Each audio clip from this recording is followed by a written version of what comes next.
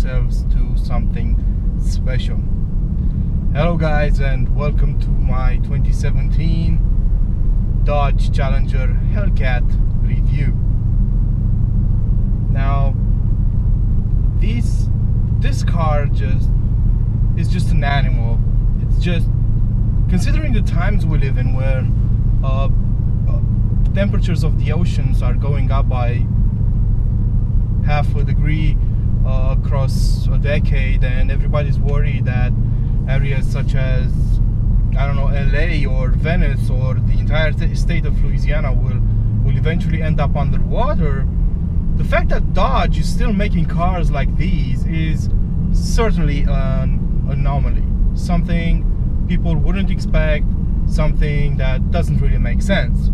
And yet those people thinking it doesn't make sense are most definitely not car guys or gearheads or petrol heads or whatever you want to call us. This thing will get your blood going as soon as you get in and you press on the start button. As a matter of fact, you don't even have to get in, just look at it from the outside and you're gonna notice all its generous curves, its big ass, the big power dome on the bonnet, the vents, and the red brake calipers. All of those things will get your mind running and will make you wonder what could possibly hide under the hood of this car. Well, you probably already know, but I'm gonna tell you anyway. Under the hood of this car lies a V8 6.2 liter engine, supercharged into oblivion, making 707 horsepower and 650 pound-feet of torque. Now those figures written on paper don't mean much.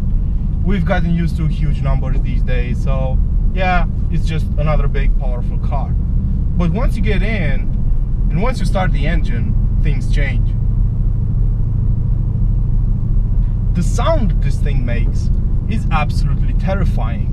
In the morning when I start it up, I can actually feel the swear words coming in from all of my neighbors saying, what the hell is this guy doing so early in the morning, starting up that massive Hellcat? Because yes, this thing is definitely a Hellcat. It could easily be a hound from hell. It's so loud and obnoxious. It doesn't really care about what other people think, and it is absolutely amazing. The sound it makes, to my opinion, is unmatched these days, even by AMG V8 engines.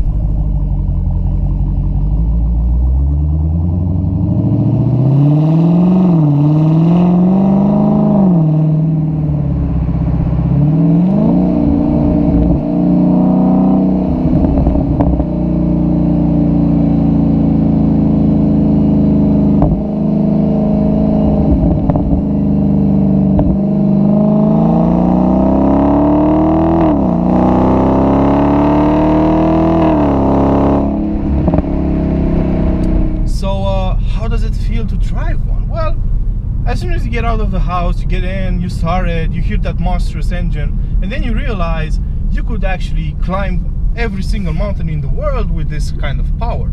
The problem is, with the Hellcat package, you get a big spoiler up front under the front bumper. That spoiler will make getting around quite a nightmare if you care about your car, especially around here in California, where drainage canals are pretty big, and the difference in levels will make you quite nervous going over bumps. But if you're going on level surfaces, on absolutely smooth asphalt, this car is a beach to drive. Its chassis is so stiff it will not appreciate you taking it on bumpy roads, or you can even feel the cracks in the road, and some of the reasons why you get to feel everything on the road goes to the all-season tires. Now, I've been thinking why Dodge would actually fit these cars with all-season tires. It doesn't really make sense. I mean, even if you're driving this car during the winter and you live in an area where winters are pretty harsh and you get a lot of snowfall, you probably won't be driving this car during those months, because even with all-season tires and even with winter tires, I think it would be completely useless being a rear-wheel drive car with 700 horses. So it doesn't really make sense why they would put all-season Pirelli tires on this car. Get some proper summer tires, maybe some semi-slick tires like the Pirelli P0 Summer or the Michelin Pilot Sport ones, and this thing absolutely transforms. And they will help out as well when it comes to filling the front end. Now the thing with this car is that hydraulic steering is gone, so you're dealing with an electric system that doesn't offer a lot of feedback, and everybody's been saying that, and I can totally agree now that I'm driving it. You don't really know what the front axle is doing. You have to constantly adjust your position, your steering position, in order to get some hint of what is actually happening up front. In the back, there's not a lot to say because those 700 horses will overrun the rear axle easily. You will drift this car with your eyes closed. It's not a big thing. You'll do it by accident as well. And this thing is actually quite heavy. It weighs 2.2 tons or roughly 4,500 pounds. So it is a hefty beast, and almost 60% of the weight, to be more precise, 57% of it, is on the front axle, and you can actually feel that going into bends. The car will tilt forward, will lean into corners, and the rear end, having less weight on it, will easily step out. What that means is you have to be extremely careful when driving it. And I know a lot of people that have actually totaled their cars, their brand new SRT Hellcats, in the first 24 hours of having them. So unless you're really careful and you pay respect to this car, you can actually expect it to behave. Now inside, once you get inside the car, once you get the carriage to step inside, everything is typical Dodge. The plastic is cheap, the fit and finish is cheap. It definitely doesn't stack up to the level of craftsmanship involved in rivals from Germany, for example. The leather is okay, it's on par with maybe a Fiat, and the plastic also seems to come from FCA, but I can't really complain because nobody will actually pay attention to this stuff.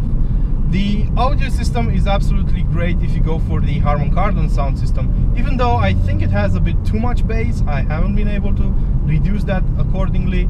I haven't been able to set it up as I love it. Maybe there's a setting I overlooked. I don't know, maybe you can actually fit it. But other than that, the sound system is okay. It has plenty of punch. The UConnect system, well, this is the latest generation from Dodge, and UConnect actually has gone through quite a transformation, and it has been upgraded over and over again, and it is now quite a good system. The central screen on the dash is touch sensitive, so you can actually control it with your finger, and it's really easy to use, pretty straightforward. It has plenty of menus, plenty of options, and speaking of options and sub menus, you can actually tweak this car's behavior on the road using its custom performance setup. So in the default mode, the car starts off in green mode. Green mode numbs everything down, makes sure that you won't die the first time you press on the gas pedal. Then you got a custom setup where you can actually adjust the power level of the engine. You can adjust the transmission, how fast it should change gears, and I'm gonna go into a bit more detail when it comes to the transmission. The 2017 model comes with a revised 8-speed auto. Now this gearbox has been developed from the ground up by the GM, and they have done a great job. It is fast. It is one of the fastest gearboxes in the world, and it does deliver a knock to the back of your head when you're in track mode, shifting extremely fast and delivering all that torque to the ground. Now the thing I don't like about it is that it is considerably less refined than rival 8-speed gearboxes from the ZF, for example, used on most German cars right now, like BMWs and Audis. It isn't all that refined around town. It will be jerky at times, but I'm guessing that's also because of the massive amount of power this engine is putting down. That said, the MPG figures aren't all that great either, but To be honest, nobody actually cares. You don't buy this car to be efficient. Going in eco or green mode is actually a sacrilege. You will be cursed at by your passenger and everybody on the road. No, you should actually use this car either in custom mode, where you can adjust all the settings, or in sport mode. In track mode, things get really out of hand. DSC is disabled, traction control can be turned off, and you can actually die. And I'm not kidding. In this car, it is incredibly fast. 0 to 60 miles per an hour happens in about 3.5 seconds, and to be honest, you don't really get to realize what is happening when it launches. In order to launch the car, you just have to press a button marked launch on the central column here, right above the air conditioning controls, and that's all. You just press the button, come to a complete stop, mash the brake, mash the gas, and once you release the brake pedal, you will launch. You need to be really careful so that the road isn't even moist or mildly wet, because you will spin out.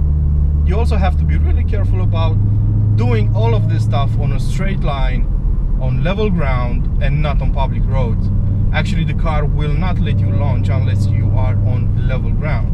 So you might want to take that into consideration. Now, usually I post 0 to 60 times, 0 to 60 acceleration launch videos during my reviews, but with this car I found it quite hard to record it because it happens extremely fast, and doing it, recording this 3.5 second sprint proved to be quite a challenge.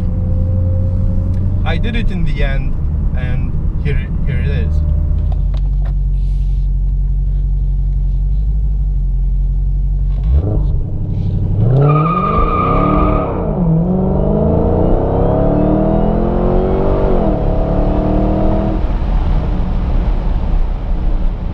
As you can see, this thing is pretty fast. Now, Dodge claims it will do 60 miles an hour in 3.5 seconds, but the thing is, in order to do that, you need proper summer tires. The all-season tires they fit the car with just don't do the job. I tried launching this thing a couple of times, and each time I got a different time. The best result I got was 4.6 seconds to 60 miles an hour, which isn't all that impressive. Furthermore, the launch control feature doesn't really work as intended. It will spin the tires really harsh. Yeah, I know it's because they lack grip because they're all seasons, but still, it doesn't really work as you're expecting it to. That said, the best result I got, the 4.6 second result, was achieved without launch control. I just simply I entered the car in track mode, used the brake and the gas pedal to get the best result. So, as you can tell, keeping this thing in within the speed limits, is not an easy thing to do. You have to focus all the time. Luckily, you get a lot of help from the big Brembo brakes up front and in the back. Up front you get 6 piston calipers, and in the back you get 4 piston ones. They do a great job, and during my time with the car I didn't notice any fade, and even though the car tips the scales at over 2 tons, they do their job remarkably. I have to commend Dodge for the good job they did in fitting proper brakes for this car. Furthermore, you need to know that this thing comes with 2 sets of keys, or 2 keys. You get the black one and the red one. The black keys allows the car to develop up to 500 horsepower, which is, believe you me, more than enough for your daily driving purposes. The red key, on the other hand, unlocks the car's full potential, offering you 707 horsepower and 650 pound-feet of torque.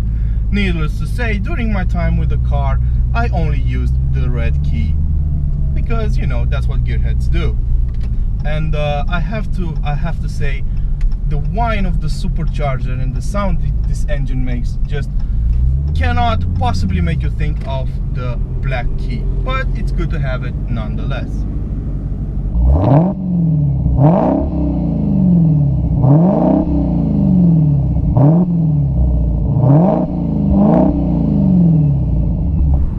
Living at aside, let's get back to the interior.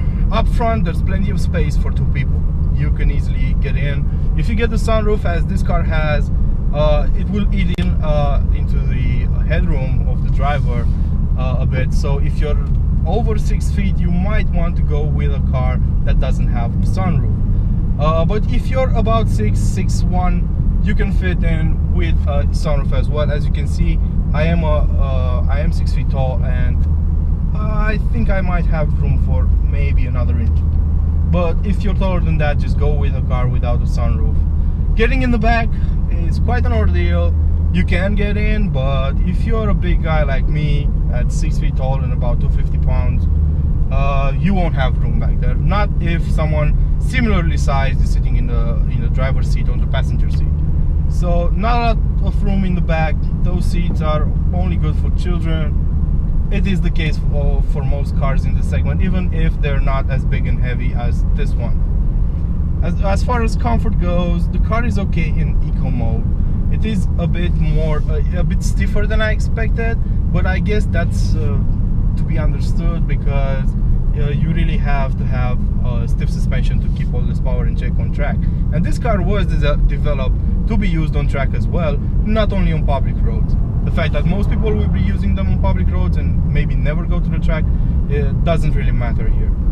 So yes, the car is less comfortable than I expected. It's a bit jittery. The chassis really gets annoyed by going over bumpy roads. It gets jittery, and it's not the most pleasant feeling. As I said, the tires do have a contribution to that, and I totally recommend going for optional Pirelli summer tires if you can afford them, or if you're gonna buy this car. The all seasons are just rubbish. They're not worth buying, especially if you're an enthusiast. So what is there not to like? Well, a couple of things actually, but considering the price tag this car comes with, you can't really get 700 horsepower on any other car at such a price. It starts at $70,000, and even if it has all seasons and the plastic inside is not that great, it offers great performance compared to anything else on the road. Now that the Camaro 1LE and ZL1 are out and the Dodge Demon is out, the competition is stiffer than ever, but it all comes down to personal preference. The Camaro is a better handler, I can tell you that right now, but to me the Challenger looks a lot better. And yeah, in the end it comes down to personal preference. It is a great sports car. It attracts a lot of attention everywhere you go. You cannot tone down that massive engine or the sound it makes, so you better be aware of that before thinking of buying one. Other than that, I cannot complain about anything. Yes, the fuel consumption is, I'm getting on average about 14 mpg, but as I said, it doesn't really matter. Nothing matters except for this brilliant engine and the sound it makes. So if you're gonna enjoy it, just go ahead and buy this thing. This has been my review of the 2017 Dodge Challenger SRT Hellcat. I hope you guys enjoyed it. As usual, please like, share and subscribe. It keeps the internet alive. See you guys next time.